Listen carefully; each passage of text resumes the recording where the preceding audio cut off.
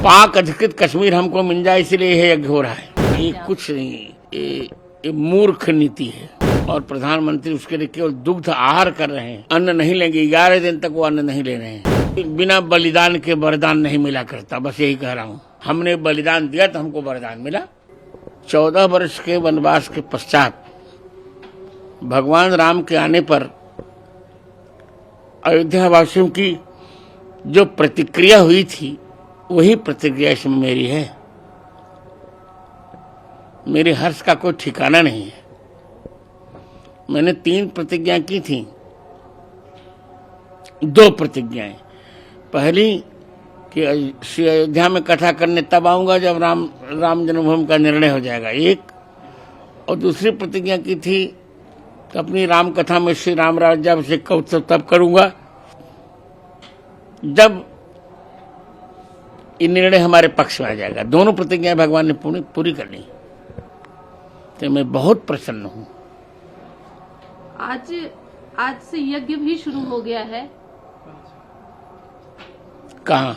यज्ञ जो शुरू हुआ है उसको लेकर क्या कहना चाहेंगे? जो प्रतिज्ञा आपकी पूरी हुई और यज्ञ चल रहा है यज्ञशाला में, तो आज नहीं कल से यज्ञ शुरू हुआ मेरा। क्या इसका पूरा उद्देश्य? पाक अधिकृत कश्मीर हमको मिल जाए इसलिए यह यज्ञ हो रहा है। तो पाक POK हमें मिल जाए, इसे 1008 कुंडी हनुमान महायज्ञ चल रहा है। ये त्रेता के पश्चात प्रथम निष्काम यज्ञ है। प्रत्येक यज्ञ में कोई न कोई कामना होती है। मेरे यज्ञ में कोई कामना नहीं, केवल पाकिस्तान अधिकृत कश्मीर हमें मिल जाए, बस यही हमारी कामना है। तो आपको उम्मीद है, जैसे प्रभु राम लला की प्राण प्रतिष्ठा होने में, मंदिर बने में 500 साल का पुराना संघर्ष रहा, और अब ये पाक अधिकृत जो कश्मीर वाली बात है, ये भी बहुत ही संघर्षमय है और इतना बहुत ही मुश्किल है। तो आपको क्या पूरा पूर्ण विश्वास है? पूर्ण, हनुमान जी पर मुझे पूर्ण विश्वास। जब हनुमान जी सीता जी को ला सकते हैं लौटा करके, तो हमारी भूमि भी ला सकते हैं। सुप्रीम कोर्ट में आप ही वो व्यक्ति थे जो गए और तथ्यों के आधार पर आपने बात रखी। वो संघर्ष के दिन जब आप याद करते हैं तो क्या कहना चाहिए? कुछ ऐसे क्षण जो आप जब रोमांच हो जाता है मुझको, क्योंकि मैं भरत जी चिंतित थे कि मैं भगवान के काम में नहीं आया, पर मैं चिंतित नहीं हूं क्योंकि मेरी प्रतिभा भगवान के काम में आई। इसे मैं बहुत प्रसन्न हूं।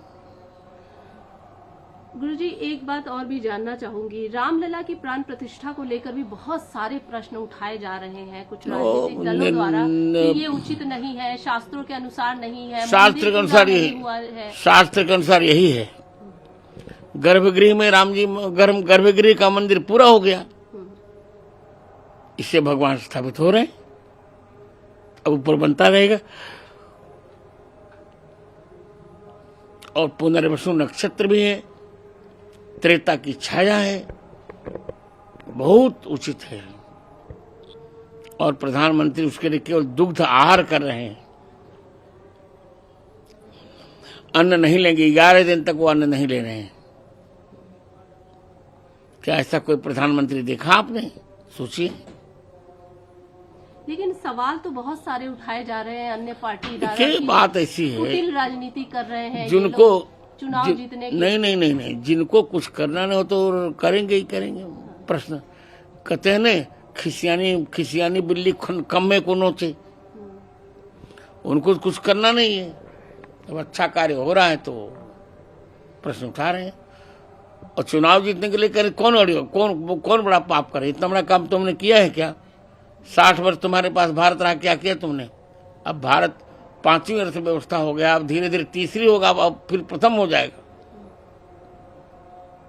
तो आप इसको किस दृष्टि से देखते हैं? जो राजनीति हो रही है या धर्मनीति है, क्या मानते हैं आप? कुछ नहीं, ये मूर्ख नीति है। जो विपक्षी दल कह रहे हैं उसको आप मूर्ख नीति मान? मूर्ख नीति मान रहा हूँ, तथ्यहीन। जो कुछ करें सब तथ्यहीन है, सारे तथ्यहीन है। लेकिन एक चीज और आपसे समझना चाहूंगी, शास्त्र क्या कहता है? जो नियम हो रहे हैं, जो पूजा पाठ की विधि बिल्कुल हो रही है, शास्त्र के अनुसार हम लोगों ने तय किया है। शास्त्र के अनुसार है, शास्त्र के अनुसार है सब कुछ भी नहीं शास्त्र से विरुद्ध है। पौष मास है पर मकर संक्रांति के सूर्य हैं, सौर मास मकर का है और द्वादशी तिथि है, शुक्ल पक्ष, पुनर्वसु नक्षत्र है, उसमें त्रेता की छाया आ रही है। उसी समय भगवान राम गर्भगृह में विराजमान हो जाएंगे, रामलला जी। संत समाज की अगर बात करें, बहुत संघर्ष रहा, कार सेवकों का भी बहुत संघर्ष रहा, खून की नदियां बही, उसके बाद आज प्रभु श्री राम अपनी जगह पर स्थापित होने वाले हैं जल्द ही। तो संत समाज की तरफ से आप क्या कहना चाहेंगे, क्या विचार व्यक्त करना चाहेंगे इस पूरे विषय को लेकर? बिना बलिदान के वरदान नहीं मिला करता, बस यही कह रहा हूँ। हमने बलिदान दिया तो हमको वरदान मिला।